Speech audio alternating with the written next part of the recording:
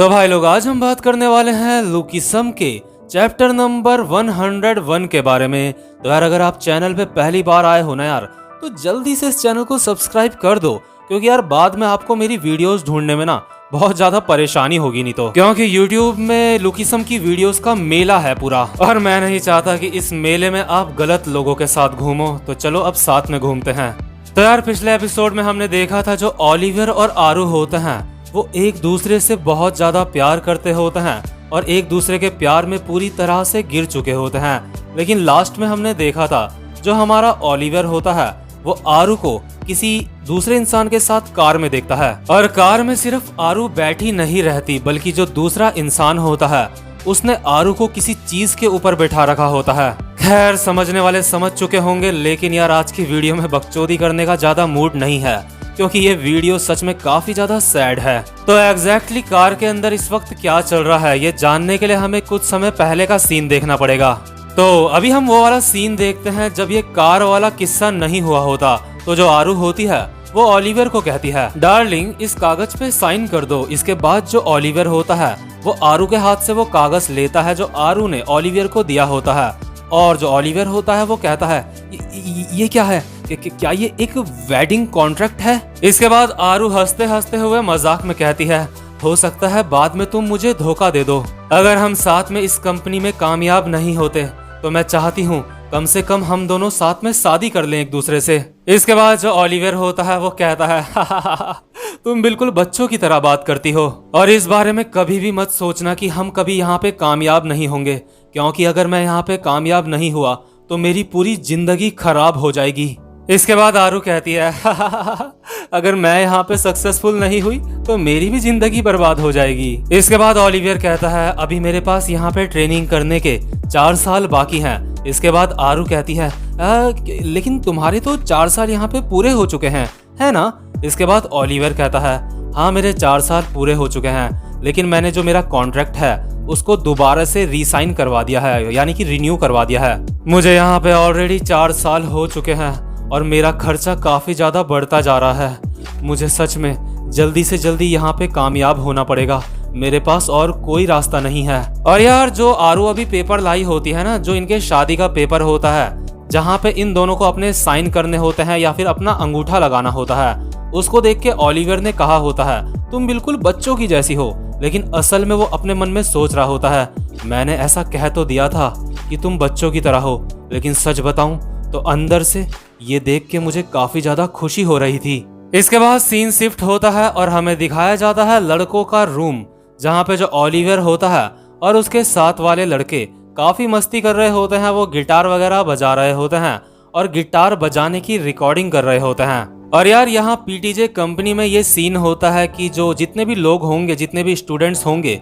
उनको phone allowed नहीं होगा अपने पास रखना। लेकिन उसके बावजूद भी छुप छुपा के जितने भी स्टूडेंट्स होते हैं वो फोन यूज करते हैं। तो जो हमारा ओलिवर होता है वो जो वीडियो होती है जो उसने अभी अभी गिटार बजाने की दूसरे लड़के की बनाई थी, वो सारी की सारी लड़कियों को सेंड कर देता है। तो जो दूसरा लड़का होता है वो ओलिवर को कहता है, ओए हेजिन मेरी बंदी है, तूने उसको ये वीडियो क्यों भेजी। इसके बाद ओलिवर कहता है, अरे मैंने ऐसी कह दी, अगर वो कुछ कहेगी तो बोल देना कि मैं तेरा बस एक दोस्त हूँ। और यहाँ पे जितने भी लड़के होते हैं उनके पास बस एक ही फोन होता है, और इस फोन को वो बारी बारी से यूज करते हैं। इसके बाद हम देखते हैं एक बंदा कह रहा होता है, अरे यार, यहाँ पे आने से बढ़िया तो मैं कहीं पे ऑडिशन दे देता, मैं पक्का टॉप 10 पे तो आ ही जाता। लेकिन तभी जो हमारा ओलिवर होता है वो कहता है, अबे अपना मुंह बंद रख, किसी का रिप्लाई आया है। अगल बगल के लौंडे कहते हैं, किसका किसका, जल्दी बता किसका रिप्लाई आया है। और इसके बाद जो ओलिवर होता है वो देखता है ये रिप्लाई आरू की तरफ से आया होता है ओलिवर को, और जो आरू होती है उसने ओलिवर को अपनी एक हॉट सी पिक भेजी होती है और उसके ऊपर लिखा हुआ होता है, ये पिक सिर्फ तुम्हारी आंखों के लिए है।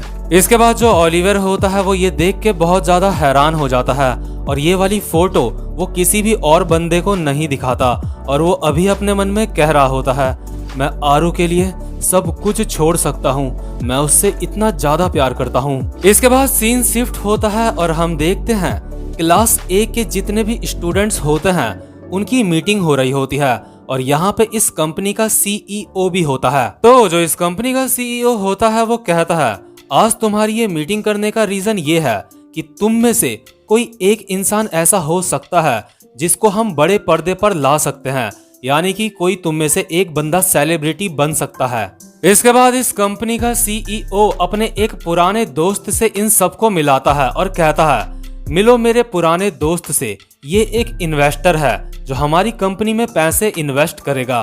और ये जो इन्वेस्टर होता है इसका नाम होता है जिन पार्क। ये कहता है, आप सबसे मिलके मुझे काफी ज्यादा अच्छा लगा, प्लीज आप सब अपना खाना एंजॉय करिए। आपकी क्लास ए में यहाँ पे जो लड़कियां हैं, मैंने सोचा है कि लड़कियों पे मैं यहाँ पे $10 लाख इन्वेस्ट करूंगा। तो क्या यहाँ पे कोई ऐसी लड़की है जो काफी ज्यादा टैलेंटेड है? कोई है ऐसी? और जो अगल बगल के स्टूडेंट्स होते हैं वो जिन पार्क के बारे में बात कर रहे होते हैं आपस में। तो तुमने उसके हाथ में वो टैटू देखे कि क्या ये बंदा कोई गैंगस्टर है? और जो हमारे सीईओ हैं, क्या उनका उठना बैठना गैंगस्टर्स के साथ होता है? और क्या तुमने उस बंदे की घड़ी देखी और उसकी कार की चाबी? ये बंदा सच में काफी ज्यादा अमीर है। तो इसके बाद जो ओलिवर होता है अपने मन में सोच रहा होता है, तो ये यहाँ पे बस एक लड़की को सेलेक्ट करने आया है किसी, तो इसका मतलब मेरा कोई भी चांस नहीं है। लेकिन हाँ, शायद आरू का चांस हो सकता है कुछ। इसके बाद ये जो जिन पार्क बंदा होता है वो कहता है, क्योंकि मैं अपने काफी सारे पैसे इन्वेस्ट कर रहा हूँ, तो इसलिए मैं जिस किसी को भी यहाँ पे सेलेक्ट करूंगा, जब वो सेलिब्रिटी बन जाएगी तो उसको मैं अपना एक बंदा दूंगा मैनेजर के तौर पे। और यार प्रेजेंट मोमेंट में आरू जब सेलिब्रिटी बन चुकी होती है तो जो उसका मैनेजर होता है वो यही बंदा होता है जो अभी जिन पार्क अपने साथ लेके आया होता है। इसके बाद जिन पार्क अपने बंदे को कहता है, हे सबको अपना इंट्रोडक्शन दो। इसके बाद जो ये बंदा होता है वो कहता है, हेलो सर, मैं अपना बेस्ट दूंगा आपको। इसके बाद जो इस कंपनी का सीईओ होता है वो कहता है, ही हाँ हाँ सही है, क्योंकि वैसे भी अगर तुम अपना मैनेजर दोगे तो हमारा तो काम आसान ही हो जाएगा। और ये जो सीईओ होता है अभी अपने मन में सोच रहा होता है, ये बंदा पक्का एक गैंगस्टर है, मुझे इसके ऊपर पूरा शक है। इसके बाद इस कंपनी का सीईओ जिन पार्क को 3 लड़कियां दिखाता है जिनका नाम होता है युंडा, लसॉल और सूख। ये कहता है, ये लड़कियां कैसी रहेंगी? ये दिखने में भी काफी ज्यादा सुंदर है और ये तीनों की तीनों लड़कियां काफी ज्यादा टैलेंटेड भी हैं। तो जो जिन पार्क होता है वो इन लड़कियों को देख के काफी ज्यादा खुश हो जाता है। इसके बाद वो कहता है, ठीक है कि क्या मैं इन लड़कियों से बाद में अकेले में मिल सकता हूँ? इसके बाद कंपनी का मालिक कहता है, हाँ ठीक है, जैसी तुम्हारी मर्जी। लेकिन यार जो आरू होती है ना, वो इन 3 लड़कियों में शामिल नहीं होती। यानी कि जो कंपनी का मैनेजर होता है उसने आरू को इस जिन पार्क से नहीं मिलाया होता और आरू अभी बहुत ज्यादा सैड बैठी होती है एक कोने में। इसके बाद सीन शिफ्ट होता है और हम देखते हैं बहुत ही जोरों से बारिश हो रही होती है और जो हमारी आरू होती है वो उस बारिश में भीग रही होती है और भीगते भीगते रोते रोते वो कह रही होती है, बेब मुझे नहीं लगता कि मैं कामयाब हो पाऊंगी। अगर मैंने अपना ये वाला चांस गंवा दिया तो मुझे लगता है मुझे कई और साल लग जाएंगे कामयाब होने में।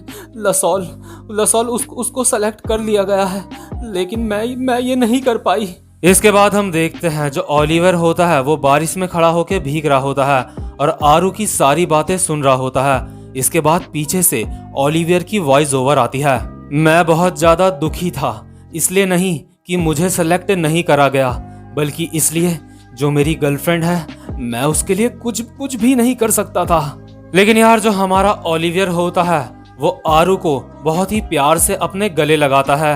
और यार जब कोई इंसान सैड होता है ना, तो उसको अगर कोई गले लगाने वाला भी हो ना, तो ये भी अपने आप में काफी बड़ी बात होती है। इसके बाद जो ओलिवर होता है वो अपने रूम में पहुंच जाता है और वो लगातार आरू को मैसेज करे जा रहा होता है। वो आरू को लिख रहा होता है, आरू क्या तुमने खाना खा लिया? क्या तुम प्रैक्टिस कर रही हो? लेकिन आरू का सिर्फ एक ही मैसेज आता है, प्लीज डियर मुझे माफ करना, मेरी तबीयत थोड़ी सी खराब है। और यार जो ओलिवर होता है ना, वो आरू को प्यार से नोनो कहता है। वो कहता है, नोनो आखिर बात क्या है कि क्या तुम ठीक हो? तो तुम मेरी कॉल का आंसर नहीं दे रही हो, प्लीज मेरी कॉल उठाओ। लेकिन यार जो ओलिवर होता है उसको आरू का कोई भी रिप्लाई नहीं आता और ओलिवर को आरू की काफी ज्यादा चिंता हो रही होती है। इसके बाद वो ऐसे ही बाहर आता है थोड़ा सा टहलने के लिए, और जैसे ही वो बाहर आता है वो देखता है कि आरू कार में एक बंदे के साथ है और कार के अंदर फुल चुम्मा चाटी चल रही है। मतलब क्या क्या चल रहा है अब क्या ही बताऊं। और जो हमारा ओलिवर होता है हैरान होके सोचता है अपने मन में, आखिर ये सब क्या चल रहा है? और वो लड़का कौन है? कि क्या वो आरू का रेप कर रहा है? कि क्या वो उससे जबरदस्ती कर रहा है? मुझे जल्दी से जाके आरू को बचाना पड़ेगा। और जो ओलिवर होता है वो भागते भागते आरू को बचाने के लिए जाता है। लेकिन तभी जो जिन पार्क के साथ बंदा होता है वो ओलिवर को कहता है, ओए आखिर बात क्या है? तुझे क्या दिक्कत है? तुझे यहाँ पे किसने भेजा है? और जो ओलिवर होता है वो अपने मन में सोच रहा होता है, ये बंदा तो वही है जो उस गैंगस्टर के लिए काम करता है। और इसके बाद जो बंदा आरू के साथ लगा पड़ा होता है कार के अंदर, वो अपनी मुंडी पीछे घुमाता है और जो ओलिवर होता है वो देखता है ये तो वही गैंगस्टर है, जिन पार्क। और यार जो ओलिवर होता है ये देख के वो काफी ज्यादा गुस्से में आ जाता है और इससे पहले कि वो इनके ऊपर हाथ उठाता, इन लोगों को मारता, इससे पहले ओलिवर की आंखों के सामने अंधेरा छा जाता है। इसके कुछ देर बाद हम देखते हैं जो ओलिवर होता है उसकी हल्की हल्की आंखें खुलती हैं और उसको धुंधला धुंधला दिखाई दे रहा होता है। उसके सामने जिन पार्क और उसके साथ का जो गैंगस्टर होता है वो होते हैं। तो ये जो गैंगस्टर होता है जिन पार्क के साथ का, वो कह रहा होता है, सॉरी सर, मुझे माफ करना, मुझे लगा ये मेरे ऊपर अटैक करने वाला है, ये तो शायद आरू का दोस्त है ना? इसके बाद जो जिन पार्क होता है वो कहता है, अबे तूने क्या सोचा ये कोई गैंगस्टर है?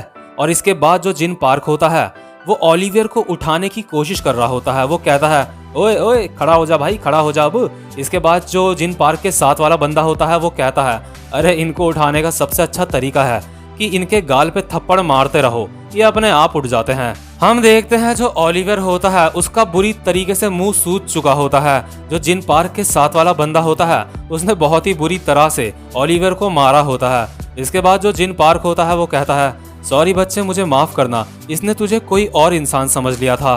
बच्चे, मैंने सुना है कि तू आरू को काफी पसंद करता है, लेकिन देख आरू मेरी गर्लफ्रेंड है, समझ ले इस बात को। क्या मैं तेरे बॉस को बता दूं कि तू आरू के पीछे पड़ा हुआ है? और यार यहाँ पे ना गर्लफ्रेंड बॉयफ्रेंड बनाना अलाउड नहीं होता, जैसा कि मैंने आपको पहले बताया था। अगर कोई भी लड़का किसी ऐसे केस में पकड़ा जाता है तो उसको इस कंपनी से निकाल दिया जाता है। और यार जो हमारा ओलिवर होता है ना, इस वक्त वो आरू की तरफ देख रहा होता है, लेकिन जो आरू होती है वो उससे अपनी नजरें नहीं मिला रही होती है। और ओलिवर अपने मन में सोच रहा होता है, ये किस तरह का एक्सप्रेशन है आरू का। और जो ओलिवर होता है उसको भी थोड़ा थोड़ा समझ आ रहा होता है कि जो आरू होती है उसके साथ कोई भी जबरदस्ती नहीं हो रही होती, वो जो कुछ भी कर रही होती है अपनी मर्जी से कर रही होती है। इसके बाद जो जिन पार्क होता है वो ओलिवर को कहता है, बच्चे तुझे मेरे ऊपर यकीन नहीं है ना कि आरू मेरी गर्लफ्रेंड है, क्योंकि मैं बहुत ज्यादा बड़ा हूँ उम्र में। तो देख, मैं तुझे यकीन दिलाने के लिए कुछ दिखाता हूँ। इसके बाद जो जिन पार्क होता है वो ओलिवर को अपना मोबाइल दिखाता है जिसमें आरू की फोटो होती है जो आरू ने जिन पार्क को भेजी होती है। और यार यही फोटो ना आरू ने ओलिवियर को भी भेजी होती है एक बार, और उसके ऊपर लिखा होता है, ये फोटो सिर्फ तुम्हारी आंखों के लिए है। और यार इस फोटो में ना जो आरू होती है वो अपने पहाड़ों की गहराई दिखा रही होती है। तो इसके बाद जो जिन पार्क होता है वो ओलिवियर को कहता है, तो बच्चे अब तू घर जा और इस फोटो को इमेजिन करके घर में हिला। अगर तूने दोबारा से आरू को परेशान करा तो मैं तेरा बुरा हाल करूंगा। और यार जो आरू होती है ना, उसने अभी बहुत ही गंदा सा मुंह बना रखा होता है, मतलब कि उसने साफ साफ ओलिवियर को धोखा दे दिया होता है। और इसके कुछ ही दिनों बाद हम देखते हैं जो आरू होती है वो एक सेलिब्रिटी बन जाती है। और पीटीजे में आरू का शो आ रहा होता है, टीवी में कह रहे होते हैं, तो अगली है पीटीजे की ब्यूटी आरू। और जितने भी यहाँ के स्टूडेंट्स होते हैं वो आपस में बात कर रहे होते हैं, क्या तुमने सुना, आरू अब एक सेलिब्रिटी बन चुकी है। दूसरा बंदा कहता है, अबे अपना मुंह संभाल के बात कर, जिस इन्वेस्टर ने आरू को सेलिब्रिटी बनाया है वो एक गैंगस्टर है। अगला बंदा कहता है, अच्छा तो इसलिए आरू एक सेलिब्रिटी बन गई क्योंकि वो जो गैंगस्टर है वो आरू के प्यार में पागल हो चुका है। आरू सच में, आरू उसको बिल्कुल एक खिलौने की तरह नचा रही है अब। लेकिन ओलिवियर का क्या हुआ? क्या आरू ने उसको धोखा दे दिया है? नहीं, ऐसा नहीं हो सकता। ओलिवियर को जो कुछ भी आता था उसने वो सब चीज आरू को सिखाई। और यार जो आरू होती है ना, क्योंकि वो सेलिब्रिटी बन जाती है तो इसलिए वो अपने कंपनी के जो सीईओ होता है उसको कह के ओलिवियर को डिमोट करवा देती है क्लास ए से, इसलिए जो ओलिवियर होता है क्लास सी में आ चुका होता है। इसके बाद दूसरा बंदा कहता है, लेकिन लसॉल को क्यों डिमोट करा गया? वो तो आरू की बेस्ट फ्रेंड थी, है ना? और हम देखते हैं जो लसॉल होती है वो भी एक कोने में बैठी होती है और काफी ज्यादा उदास लग रही होती है। इसके बाद हम देखते हैं ओलिवियर को, जो इस वक्त काफी ज्यादा सैड होता है और अपनी छत में बैठा हुआ होता है। और यार वो सारे कागज जला रहा होता है जो आरू ने कभी उसको दिए होते हैं। यानी कि जैसे जो एक कागज था जो था वेडिंग कॉन्ट्रैक्ट का, जो आरू ने ओलिवियर को दिया था, ये सोच के कि शायद ओलिवियर उसको फ्यूचर में धोखा दे सकता है, इसलिए उसने वो कागज बनवाया था। लेकिन यार जो हमारा ओलिवियर होता है ना, वो वाला कागज भी जला देता है और अपनी पुरानी जितनी फोटो होती हैं वो भी वो जला रहा होता है। उसे वो सारे मोमेंट्स याद आ रहे होते हैं जब आरू और वो साथ में थे और वो बहुत ज्यादा खुश थे, और वो सारे मोमेंट याद करके जो हमारा ओलिवियर होता है वो अभी फूट फूट के रो रहा होता है। और इसके बाद सीन दिखाया जाता है जब आरू सेलिब्रिटी बन चुकी होती है और जो हमारा ओलिवियर होता है वो क्लास सी में होता है। तो हम देखते हैं जो आरू होती है वो अभी जिन पार्क के साथ हाथ में हाथ डाल के जा रही होती है और उसकी आई कांटेक्ट होती है ओलिवियर के साथ, और आरू के चेहरे में हमें घमंड साफ साफ देखने को मिल सकता है। तो यार ये वाला चैप्टर यहीं पे खत्म होता है। उम्मीद करता हूँ कि आपको आज की वीडियो भी पसंद आई हो। और यार इस वीडियो में जो भी बातें बताई गई है ना, दुनिया में ना जाने कितने लोगों के साथ ऐसा ऑलरेडी हो चुका है। इसलिए जितने भी लड़के ये वीडियो देख रहे हैं उनको मेरा बस एक मैसेज है, कभी भी किसी भी लड़की की सुंदरता देख के उसके प्यार पे कभी मत गिरना। देखो यार मैं ये नहीं कहता कि सारी की सारी लड़कियां बुरी होती हैं, कुछ लड़कियां अच्छी भी होती हैं, और अगर आपको किसी के साथ रिलेशनशिप में आना है तो अच्छी लड़की के साथ आओ। और कौन इंसान अच्छा है और कौन बुरा है ये पहचानना तो अपने आप में एक आर्ट है, एक कला है। तो भाई लोग सबसे ज्यादा खुद को बेटर बनाने में ध्यान दो, खुद को कैपेबल बनाने में ध्यान दो, ताकि आप एक सिग्मा मेल बन सको और आपको कोई भी धोखा ना दे सके। खैर आपको आज की वीडियो कैसी लगी मुझे कमेंट सेक्शन में ये जरूर बताना। अब मैं आपसे मिलूंगा अपनी नेक्स्ट वीडियो में, तब तक के लिए गुड बाय।